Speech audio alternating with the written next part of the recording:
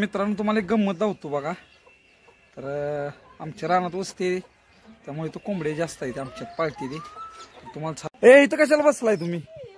ए prince कशाला बसलाय रे? हा काय झाले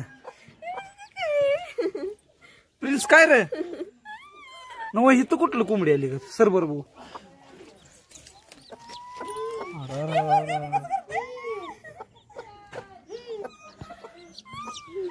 का आमची चुलती का नाही महिना झालं वालाडते अंडी कोणतरी चोरतय अंडी चोरतय तर तिला म्हणलं कोण चोरतय तेव्हा ती येता जाता डालगी आहे ती बघा दिसते ही चुलती म्हणत होती आणि परत म्हणली कोंबडीच चोरली।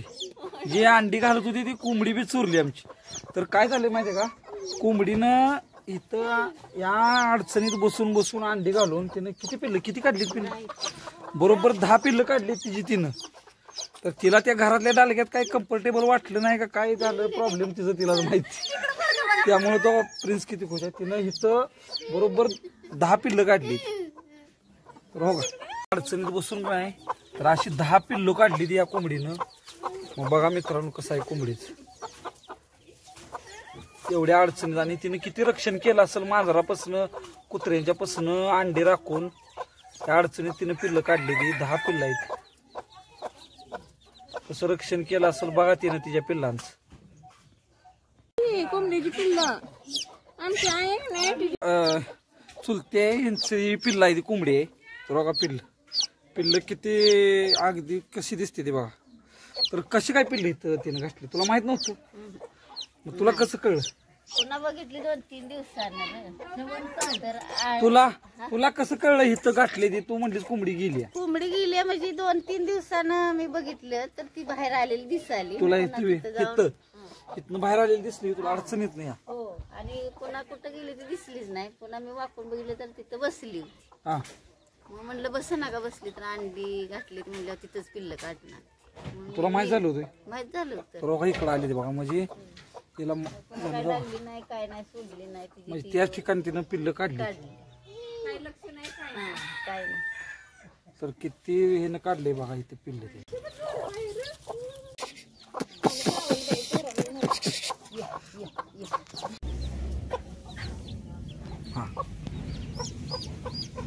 तर मित्रांनो कोंबडीची पिल्लं निघतात ना त्याच्यावर प्रोसेस असते। तिला एका पाटी खाली ती अंडी सगळी साठवली जाते जेवढी पिल्लं आपल्याला काढायचे आणि त्याच्यावर एक चांगली कोंबडी असते ती बसवायला लागते 3 आठवडे आणि त्याच्यानंतर ती पिल्लं निघते। तर ही कोंबडीचं बघा हिनं ना बाहेरच असं अंडी घातली आणि ते आत्या आमच्या म्हणत होत्या 17 अंडी होती त्यातली 11 पिल्लं निघाली। म्हणजे तिनं त्याच्यावर ऊब देऊन ही पिल्लं काढलेत। काय वेळेस असं कोंबड्या बरेच जण म्हणजे बसवतात असं म्हणजे कोंबड्या काढण्यासाठी असे अंडी वगैरे ठेवतात आणि त्यांना म्हणजे अंडी खराब होतात किंवा पिल्लं मरतात असं होतं। आणि ह्या कोंबडीनं बाहेर इथंच अंडी रोज साठवत असेल। आत्ता समजलंय 2-3 दिवसापूर्वी। म्हणजे बघा ना म्हणजे किती धोका असतो म्हणजे असं बोका मांजर ते अंडी नेऊ शकते। तर तिनं त्या सगळ्यांपासून वाचून तिनं ही 10-11 पिल्लं काढलेत। तर ही देशी कोंबडी आहे। तर अशा देशी कोंबड्यांचं संगोपन करणं खूप गरजेचं आहे कारण ज्यावेळी हॉस्पिटलमध्ये म्हणजे एखादा ॲक्सिडेंट होतो एखादा पेशंट आजारी असतो त्यावेळी त्यांना देशी अंडी खायला सांगितलं जातं। आणि सिटीमध्ये तर अशी परिस्थिती असते की त्यांच्याकडे पैसे भरपूर असतात पण ते ही देशी अंड्या भेटत नाहीत। आणि गावाकडे देशी अंड्या असतात म्हणजे अशा कोंबड्या पाळतात पण गावाकडं ना अशी अंडी विकत नाहीत कारण ते घरामध्येच त्यांना माहीत आहे देशी अंड्याचं म्हणजे शरीराला किती फायदा असतो। त्यामुळं आमच्या गावाकडची लोक अशी घरात खाण्यासाठीच हे अंडी वापरत असतात। अशा कोंबड्या पाळणं म्हणजे अवघडच जातं पण जे रानाच्या वस्तीला राहतात किंवा आम्ही जसं रानात राहतो तसं राहत असेल तर त्यांनी पण अशा कोंबड्या पाळाव्यात कारण हे देशी अंड्याचं दर ना कराडसारखे किंवा सिटीमध्ये जर विकायचं असलं तर 10 रुपयाला एक अंड असा दर आहे। त्याच्यामुळे त्यांना त्याचा उपयोग तुम्हाला पैसे मिळवण्यासाठी पण होऊ शकतो। त्याच्यावर तुमचा खर्च पण भागू शकतो। तर शक्य असलं तुम्ही असा पण प्रयत्न करू शकता जर तुम्ही रानातल्या वस्तीला राहत असेल तर।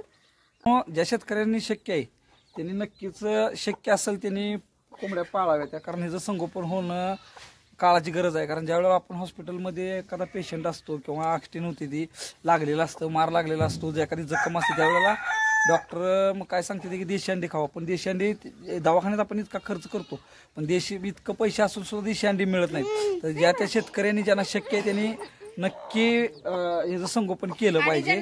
आणि हा व्हिडिओ आवडल्यास शेअर करा आणि आमच्या चॅनलला सबस्क्राईब